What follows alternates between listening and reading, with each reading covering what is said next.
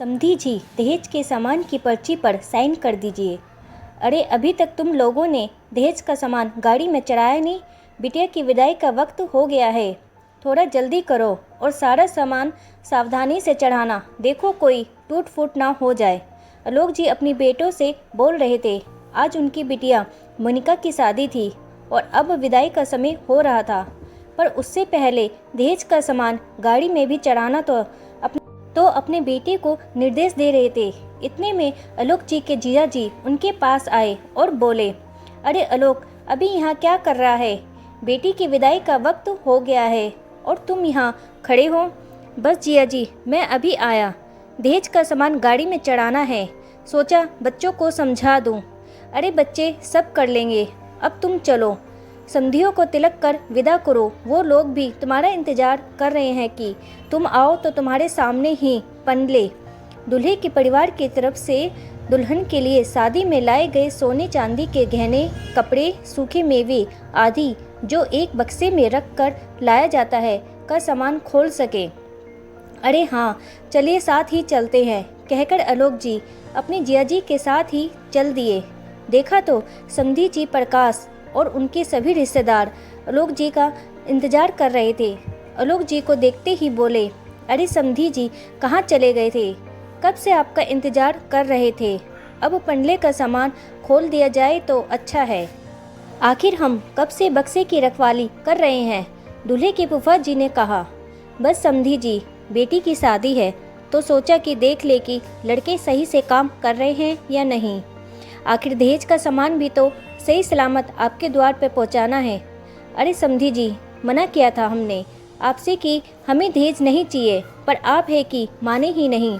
अब की बार समधन जी ने कहा, मानता हूँ कि आपने मना किया था, पर बेटी का पिता हूँ, अपनी तरफ से खुशी खुशी अपनी बच्ची को सब कुछ देना चाहूँगा। बातों बातों में ही पन्ने का बक्सा खोल दिया गया और सभी सामान आलोक जी को सौंप दिया गया, जो उन्होंने दुल्हन की माँ को बुला करके उन्हें सौंप दिया। उसके बाद बात आई कन्यादान और दहेज की।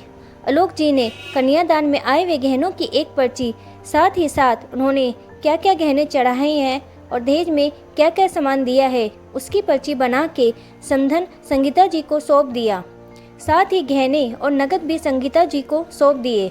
संगीता जी ने नगद उसी समय आलोक जी के हाथों में वापस दिया और कहा, समधी जी, यह आपकी बेटी के कन्यादान में आए हुए पैसे हैं, इसको आप खुद अपने हाथों से ही एफडी करवा दीजिए।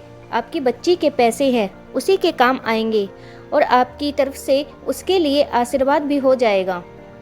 आलोक जी के परिवार में बैठे लोगों ने दबे मुंह से ही सही, लेकिन संगीता जी की बूढ़ी बूढ़ी प्रशंसा की। अब प्रकाश जी ने उन दोनों पर्ची को भी देखा और कहा, समधी जी, आप इन दोनों पर्ची पर अपने और अपने कुछ खास रिश्तेदारों के साइन करवा दीजिए। हम भी इन पर साइन कर देते हैं और इसकी एक फ़ोटो कॉपी करवा लीजिए। ओरिजिनल आपके पास रखिए और कॉपी हमें दे दीजिए। सुनकर रिश्तेदारों में कानाफूसी शुरू हो गई। कोई कहता कि ये नया समधी पागल तो नहीं है, भला शादी ब्याह कर रहा है या कोई बिजनेस करने आया है। तो कोई कहता कि रिश्ते तो प्यार और विश्वास पर टिके होते हैं, इन लोगों को तो अभी से ही बिल्कुल विश्वास नहीं है। कुछ लोगों ने यहाँ तक कह दिया कि हे भगवान, मोनिका की ज़िंदगी बर्बाद तो नहीं हो गई, ऐसे घर में ब्याह करने जा रही है। भला ऐसा कभी हुआ है क्या? आज तक हमने तो हमारे जीते जी ऐसा नहीं सुना। जितनी मुँह उतनी बातें सुनकर आलोक जी का तो दिल बैठ ही जा रहा था। हालांकि वो कानाफूसी की आवाज़ें समधी प्रकाश जी के कानों में भी पहुंच रही थी। आलोक जी का उतरा हुआ चेहरा देखकर वो उनके पास आए और उन्होंने कहा कि आलोक जी, आप घबराइए मत, दूध के जले को तो छाछ भी फूंक फूंक कर पीते हैं। हमने आपसे कभी कोई बात नहीं छुपाई, आप हमारे घर की हर बात जानते हैं। आप ये भी जानते हैं कि मेरे बड़े बेटे के साथ क्या हुआ था और मेरी बड़ी बहू ने हम पर क्या क्या इल्ज़ाम लगाए थे।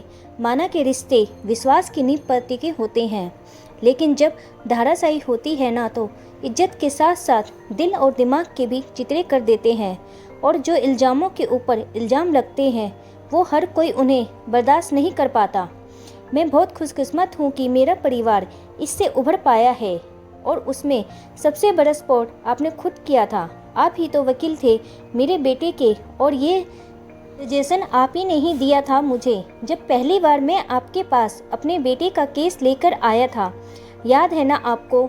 सुनकर आलोक जी मुस्कुरा दिए और उन्हें याद आया कि वो दिन जब समधी जी प्रकाश जी अपने बड़े बेटे संजय का केस लेकर उनके पास आए थे।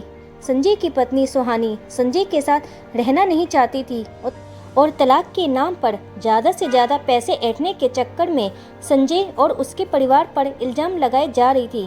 दहेज में बहुत कुछ दिया था, जबकि प्रकाश ने दहेज लेने से साफ मना कर दिया था।